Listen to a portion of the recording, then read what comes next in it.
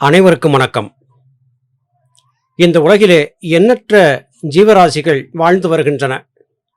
அவற்றுள் சுயமாக சிந்தித்து எது சரி எது தவறு என்பதை தீர்மானிக்கக்கூடிய ஆறாவது அறிவை கொண்டிருப்பது மனிதன் மாத்திரம்தான் என்று நாம் பெருமை பேசிக் கொண்டிருக்கிறோம். ஆனால் மனிதனை அல்லாத மற்ற ஜீவராசிகள் நிச்சயமாக மனிதனை காட்டிலும் உயர்ந்த வாழ்வுதான் வாழ்கின்றன. ஆனால் மனிதன் மாத்திரமே தன்னுடைய மேதாவித்தனத்தால் தனக்குத்தானே கொல்லி வைத்துக் கொள்கிறான் என்பது நிதர்சனமான உண்மை. தம்பி சேரன் என்பவர் நமக்கு ஒரு மின்னஞ்சல் எழுதியிருந்தார். அதிலே 18 சித்தர்கள் பாடியருளிய பதார்த்த குண சிந்தாமணி என்கிற நூலிலே யோகி ஒரு வேளையும் போகி இருவேளையும் 3 வேளை உண்பவன் ரோகியாகி போவான் என்பதாக சொல்லப்பட்டிருக்கிறது. இது பற்றிய உங்கள் விளக்கம் என்ன என்று கேட்டிருக்கிறார். யோகி உண்ண வேண்டிய உணவு பற்றியும் அதனுடைய அடிப்படை பற்றியும் நாம் ஏற்கனவே சில பதிவுகளிலே பேசியிருக்கிறோம். ஆனால் இவற்றையெல்லாம் பெரும்பாலும் யாரும் பார்ப்பதில்லை. தனிப்பட்டு கேட்கப்படும் கேள்விகளுக்கு சொல்லக்கூடிய பதிலை மாத்திரமே விசாரித்து ரசிக்கிறார்களே அல்லாது பழைய பதிவுகளை எவரும் பார்ப்பதற்கு விரும்புவதில்லை என்பது ஒரு துரதிருஷ்டவசமான விடயமாகவே ஆகிறது. 18 சித்தர்கள் பாடிய காலத்திலே தானிய வகைகளை எல்லாம் இயற்கையாகவே விளைவித்தார்கள். அந்தந்த தானியங்களில் இருந்த மருத்துவ குணங்களை பற்றி சித்தர்கள் தெளிவாக ஆராய்ந்து அதன் குணபாடங்களை கற்பித்தார்கள். எந்த தானியமாக இருந்தாலும் அந்த தானியங்கள் வாதம் பித்தம் கவம் என்கிற இந்த 3 வகையிலேயே வகைப்படுத்தப்பட்டன.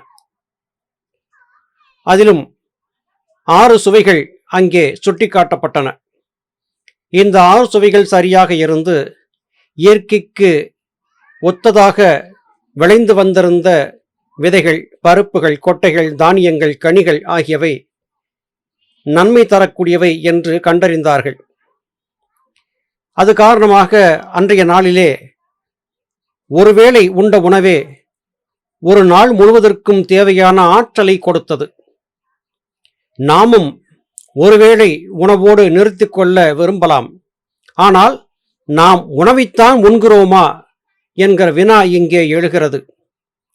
ஒருவேளை உண்டாலும் உயர்வான இயற்கையான பூரண சத்துக்கள் நிறைந்த உணவை நாம் உண்கிறோமா என்று சிந்தித்து பார்க்க வேண்டும். இன்று நாம் உண்ணக்கூடிய உணவுகள் முழுவதுமாக மருந்து, ரசாயனம், பூச்சிக்கொல்லி ஆகியவற்றை சுமந்தே வருகின்றன. அது மேலும் உடலுக்கு தீம்பு விளைவிக்கக்கூடியதாகவே இருக்கிறது. அடுத்து எத்தனை வேளைகள் ஒருவர் உண்ண வேண்டும் என்பதிலேயும் கணக்கு இருக்கிறதா என்றால் ஆம், இருக்கிறது. எவ்வித உடல் உழைப்பும் இல்லாமல் அமைதியாக இருக்கக்கூடிய ஒருவருக்கு ஒருவேளை உணவு போதுமானதாக இருக்கலாம். கடினமாக உழைக்கக்கூடிய ஒருவருக்கு அவருடைய உடல் பயன்படுத்தக்கூடிய எரிப்பு சக்திக்கு ஏற்றபடியாக கூடுதலாக உணவு என்பது தேவையாகிறது. இது அவரவர் வாழ்ந்திருக்கும் சூழல், அவர் உண்ணும் உணவிலே இருக்கக்கூடிய சத்துக்கள் ஆகியவற்றை பொறுத்து அமைகிறது. உங்கள் உடலுக்கு உணவு வேண்டுமா வேண்டாமா என்பதை உங்கள் உடல்தான் தீர்மானிக்கும். இதை தனிப்பட்ட ஒருவர் தீர்மானிக்க முடியாது. ஊட்டச்சத்து நிபுணரோ மருத்துவரோ அல்லது மருத்துவ ஆலோசனை வழங்குபவரோ இல்லை யோக சாதன பயிற்சியை கற்பித்து அதற்கான ஆலோசனை வழங்குபவரோ கூட இதை தீர்மானிக்க முடியாது. உங்களுடைய உடல் தேவையை உங்கள் உடல்தான் தீர்மானிக்கும்.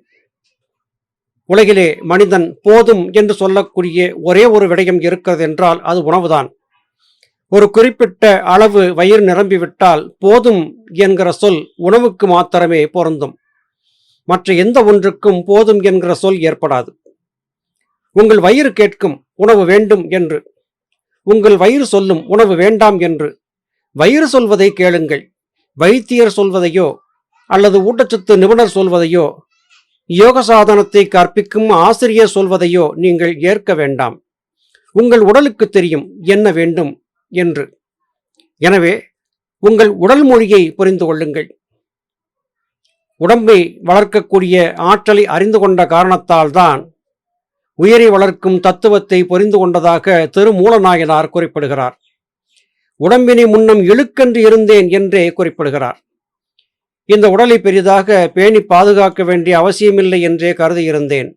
ஆனால் தலைக்குள்ளே வந்து தங்கியிருந்த சீவன் என்கிற சிவத்தின் பிரகாசத்தை அதிகரிப்பதற்கு இந்த உடல்தான் கருவியாக இருக்கிறது என்பதை தெரிந்து கொண்டான பிறகு என்ன செய்தால் இந்த உடலை பாதுகாப்பாக வைத்திருந்து இந்த உடற்கருவியை கொண்டு உயிர்கருவியை மேன்மைப்படுத்தலாம் என்பதை நான் கற்றுக்கொண்டு விட்டேன் என்றும் திருமூலநாயனார் குறிப்பிடுகிறார்.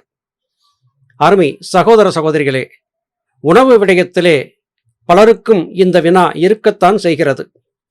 நீங்கள் உண்ணக்கூடிய உணவு தூய்மையானதாக இருக்கிறதா என்பதை பாருங்கள்.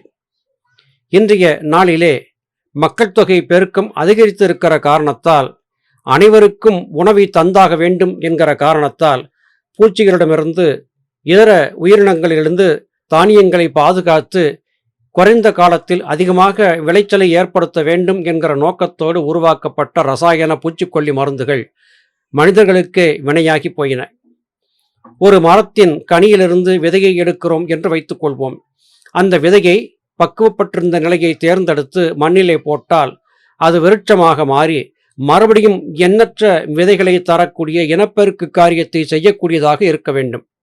ஆனால் இன்றைக்கு நம் வீடுகளிலே வாங்கி பயன்படுத்தக்கூடிய கனிகள் காய்களிலே இருந்து எடுக்கும் விதைகளை மண்ணிலே போட்டால் போதுமான விளைச்சலை அது தருவதில்லை. காரணம், அந்த விதைகளுக்குள்ளே போதுமான சத்து இல்லை. மேலும் நீங்கள் செடி வளர்க்க வேண்டும், மரம் வளர்க்க வேண்டும் என்று விரும்பினால் இந்த விதைகளை விற்பனை செய்யக்கூடிய நிலையங்களிலே இருந்து பெற்றுத்தான் நீங்கள் மறுபடியும் உற்பத்தி செய்ய முடியும். அப்படியென்றால் நாம் உண்ணக்கூடிய உணவிலே விதைகளிலே போதுமான சத்துக்கள் இல்லை என்பது ருஜுவாகிறது. நீங்கள் உண்ணக்கூடிய உணவு எதுவாக இருந்தாலும் உண்ணும் உணவிலே நாம் பயன்படுத்தக்கூடிய விதைகள், பருப்புகள், தானியங்கள் ஆகியவை மேலும் மண்ணிலே போட்டபோது இனவிருத்தி செய்யக்கூடிய தத்துவத்தை சுமந்திருந்தால் மாத்திரமே அது உங்களுக்கு நன்மை தரக்கூடிய உணவாக இருக்கும். இன்றைய நாளிலே அப்படிப்பட்ட உணவு கிடைப்பது என்பது மிகவும் துர்லபம். மேலும் சிலர் சமைத்த உணவுகளை உண்ணாமல் பச்சை காய்கறிகள், கிழங்குகள் ஆகியவற்றை உண்டு வாழ முடியும் என்பதை சிலர் சொல்லிக் கொடுத்தார்கள், முயன்று பார்த்தேன் என்று சொல்லி உடலிலே போதுமான போஷாக்கு இல்லாமல் உடல் தளர்ந்து போய் மிகவும் நொந்த நிலையிலே மறுபடியும் சமைத்த உணவுக்கு மாறியதையும் பார்க்க முடிகிறது.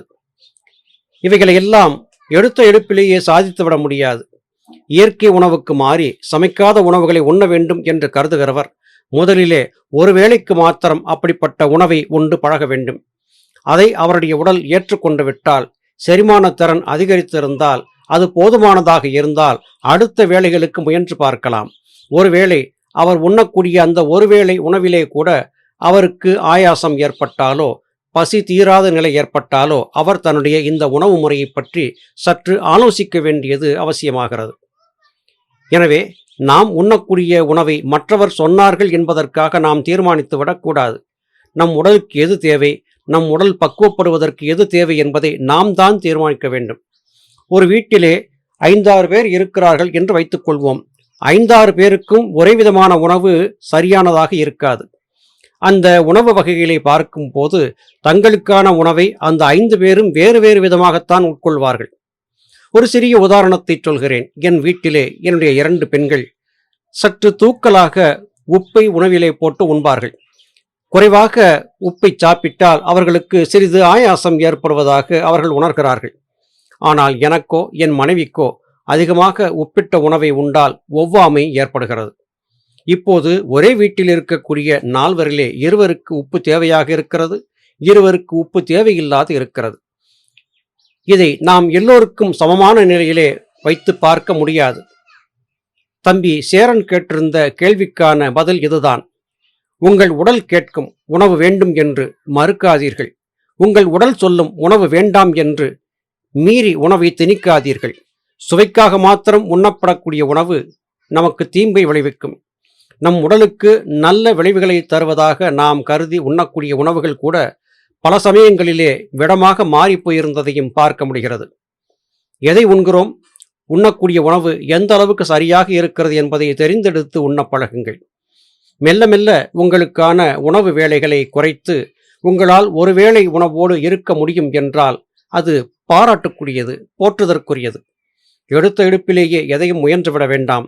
அது காரணமாக உடல் பலகீனம் ஏற்பட்டு பற்பல விதமான இன்னல்களுக்கும் இடையூறுகளுக்கும் ஆளாக நேரிடும் என்பதை பணிவன்போடு தெரிவித்து எல்லோருக்கும் இந்த பதிவு பயனளிக்கும் என்று கருதி நிறைவு செய்கிறேன்.